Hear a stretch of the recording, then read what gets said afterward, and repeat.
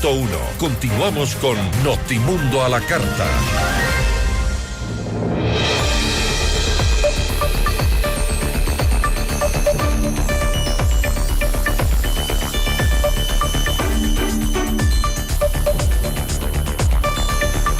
El gobierno ecuatoriano ha prometido que no habrán cortes de luz en lo que queda de 2025, pero mientras asegura un suministro garantizado, según dijo, los procesos para contratar generación eléctrica siguen marcados por fallos, urgencias y cambios de rumbo. Se declaró desierto el último concurso para turbinas en tierra y a contrarreloj pues se abre uno nuevo para alquilar barcazas flotantes. ¿Es viable esta apuesta energética en plena cuenta regresiva hacia el estiaje?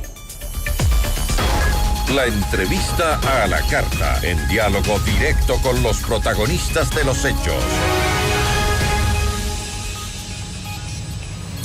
Nos acompaña a esta hora el experto en energía y minas, Miguel Robalino. Qué gusto, Miguel, gracias por estar con nosotros. Gisela, gracias por el espacio. Un saludo cordial a usted, a la radioaudiencia. Siempre muy complacido de estar en este prestigioso medio.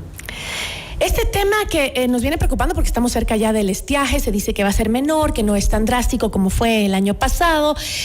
¿Cómo en medio de esta situación puede interpretar usted que se descarte la contratación de 260 megavatios en tierra y se opte por barcazas flotantes de menor potencia? Entiendo que son hasta 230 megavatios. ¿Es una solución eficiente en términos de plazos y costos?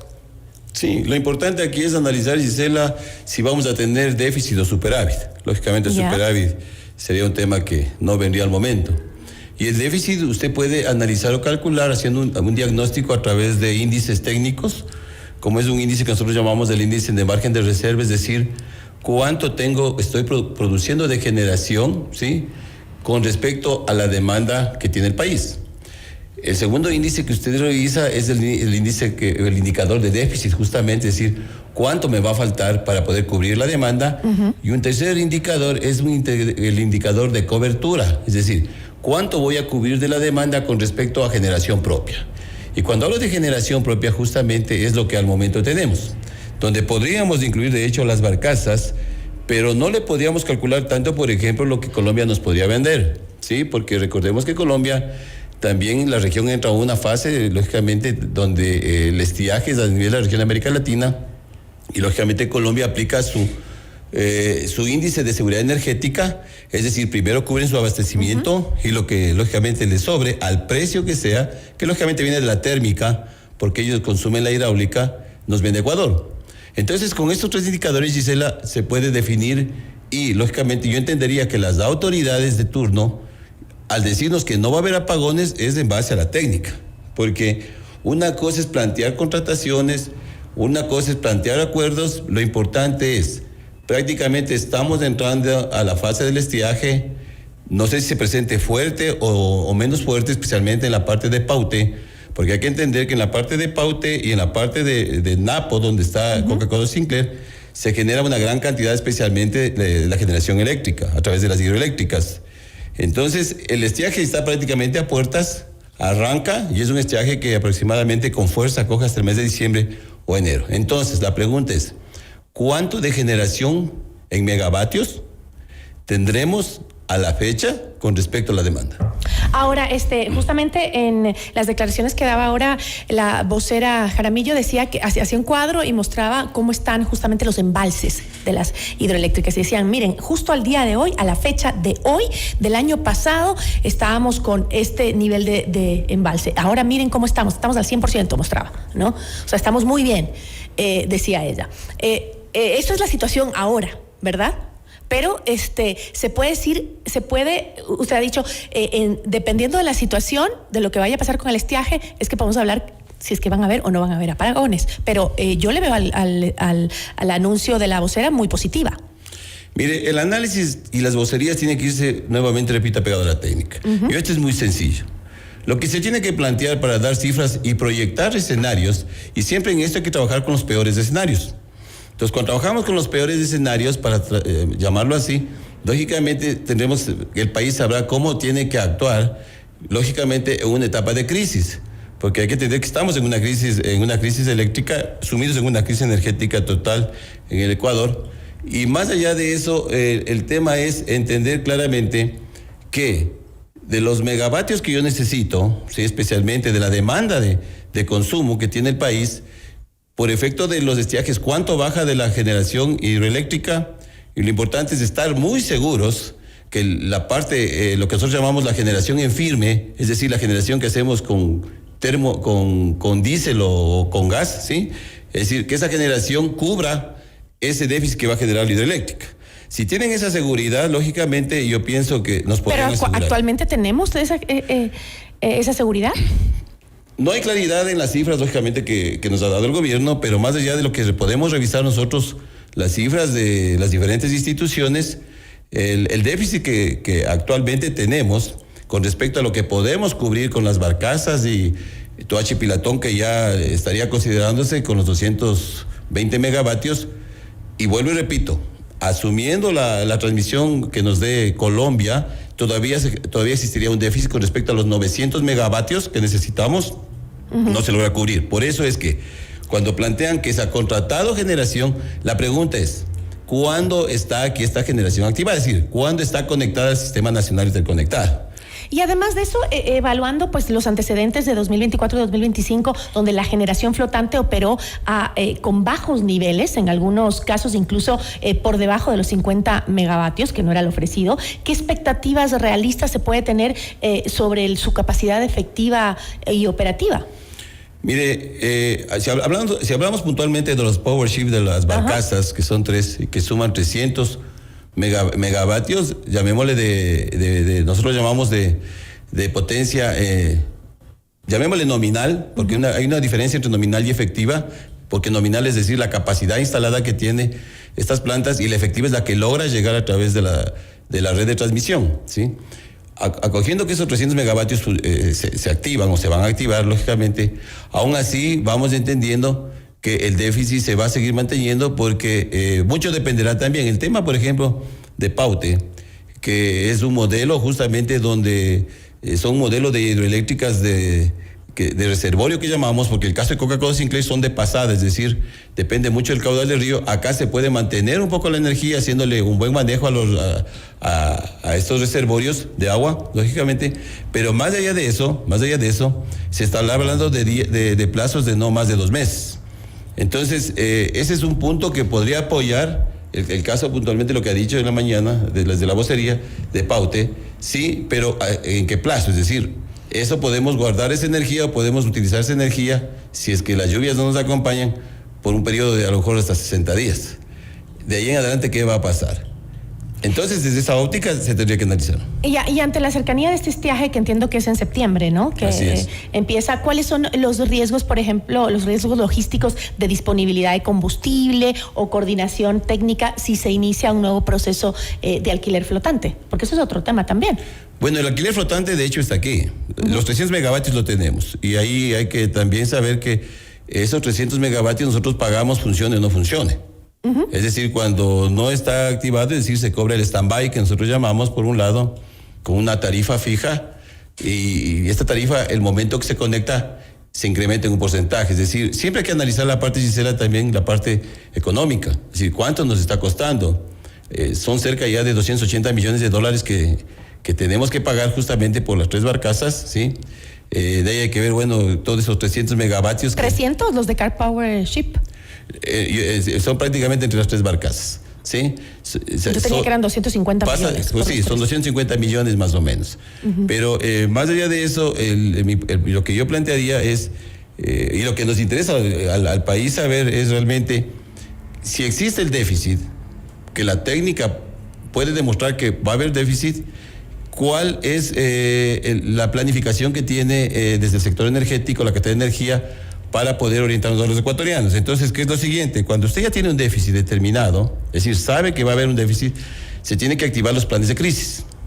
Entonces, en los planes de crisis, donde están los planes de eficiencia energética, los planes de autogeneración, ¿sí? Es decir, pedir ayuda también a los privados para que puedan ayudarnos a flanquear este bache. Es decir, este plan de crisis es importante también saber con claridad, Gisela, porque aquí, si bien es cierto, el tema más allá de que podrían volver los apagones, lo que nos interesa es, si estamos en un plan de crisis, saber cuánto van a durar esos apagones, ¿sí? Yéndonos a la realidad. Ahora, si vamos con un pensamiento positivo, ojalá que los datos que nos han dado sean basados en la técnica y no haya apagones.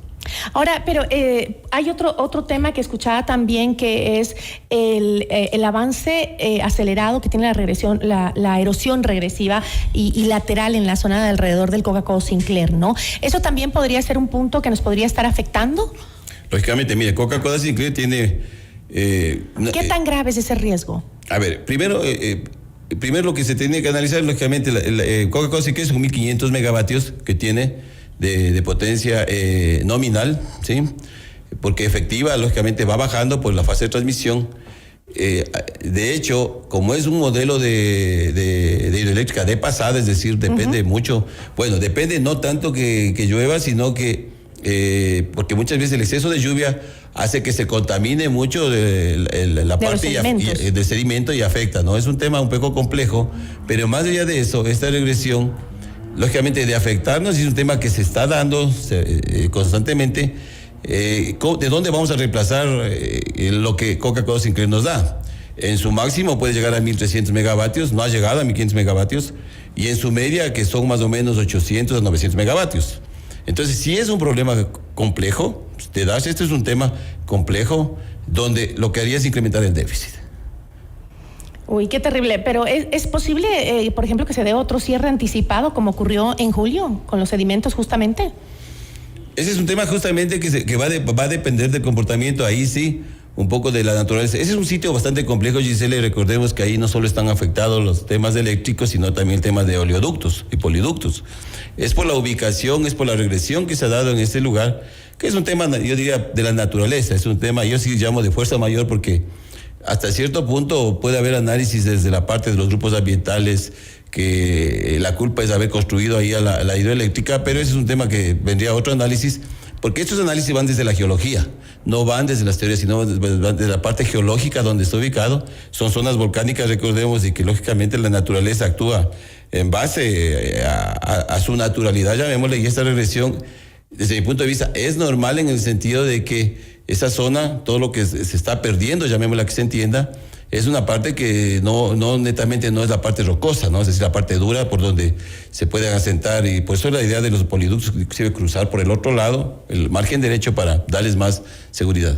Ahora, volviendo al tema del uso de estas barcazas flotantes y también de los equipos estos a diésel, que tienen un alto costo por la dependencia de los combustibles y las tarifas del mercado que son altas para el uso de este tema, de esta tecnología.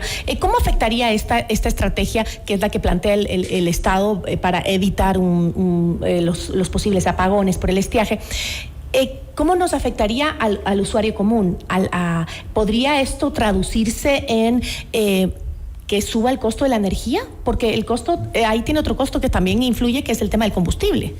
Sí, lo que hay que entender en un país, Gisela, es que esto es integral. Los temas energéticos son integrales. Es decir, todo lo bien que se haga en la industria petrolera y de gas ayuda al sector eléctrico y al sector minero.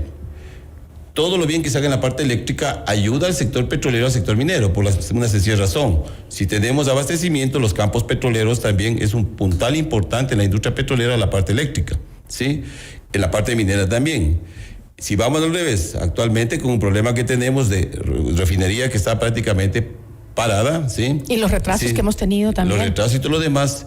Y si bien es cierto, la refinería de Esmeraldas, con su capacidad de 110,000 barriles, genera en combustibles unos 50,000 barriles, pero eso necesitamos. Eso significa que ahora tenemos que importar. Para las partes, el costo se incrementa totalmente, ¿no? O sea, es un costo que de alguna manera... ¿Pero se puede traducir en tarifas más altas para los usuarios? Me refiero a la luz. Sí, se entendería que que es otro tema que hay que clarificar, son las tarifas. Es decir, las tarifas para el sector residencial, para el sector industrial, para el sector minero y el sector petrolero. Es otro tema que, desde mi punto de vista, tiene que clarificarse, porque cuando usted pone la tarifa justa, lo que le corresponde a cada uno, usted hace recaudación justa. Y lo que necesitamos es dinero, porque aquí hay un tema, estos temas nos están costando muchísimo dinero, Gisela. Porque aparte de que la energía más cara es la que usted no tiene, ¿sí? Y la política energética, que es la que no hay, que es uno de los problemas claves que tiene el Ecuador. No hay política energética, hay que construir políticas energéticas siempre en línea del abastecimiento, cubrir el abastecimiento. Ese es el objetivo clave de los gobiernos y de los sectores energéticos, porque de alguna manera si usted no cubre el abastecimiento, usted está afectando a la economía, a la seguridad y al mismo tema climático, porque usted activa 1.000, 2.000 generadores, aunque sea domésticos, y contamina más el ruido, etcétera. Ese es un tema que las crisis energéticas, hay que entender que la crisis energética, mientras hay que hacerle que dure lo menos posible, ¿sí? Hemos pasado una crisis fuerte el año anterior, Gisela, y ha habido consecuencias fuertes en la parte económica, en la parte de seguridad, etcétera. Entonces esas lecciones tienen que enseñarnos. Y todos, bueno, estábamos convencidos de que con la experiencia que pasamos del 2024, para estas fechas debíamos estar preparados justamente para flanquear nuevamente esta crisis energética, porque decir que el Ecuador va a lograr estabilizar el tema energético en la parte eléctrica no, es complicado. Eso necesita mucho tiempo. Pero en todo caso, esperemos que el anuncio positivo que ha hecho el gobierno de que no vamos a tener apagones sea basado en la técnica y también que tengamos transparencia en saber si es que las cosas se están haciendo bien. Correcto, eso pienso que es lo más importante, y que el gobierno comience a aplicar modelos de crisis, como he planteado, modelos de eficiencia energética, es decir, en cierta forma también necesitamos una educación a la población para ver cómo ahorramos de energía, ¿sí? ¿Cuándo se tiene que ahorrar energía? Ese es un tema que se lo debería ya estar haciendo y debe ser parte inclusive de la formación desde las escuelas, ¿no? Sí, paralelamente de que se solucione el problema, pero como usted dice, esto va a tomar muchísimo tiempo, pero por lo menos ojalá hayamos aprendido de verdad algo de lo que vivimos en los apagones del año pasado. Le agradezco muchísimo. Gracias, Gisela. Un saludo cordial. Nos acompañó Miguel Robalino, él es experto en energía y minas. Notimundo a la carta.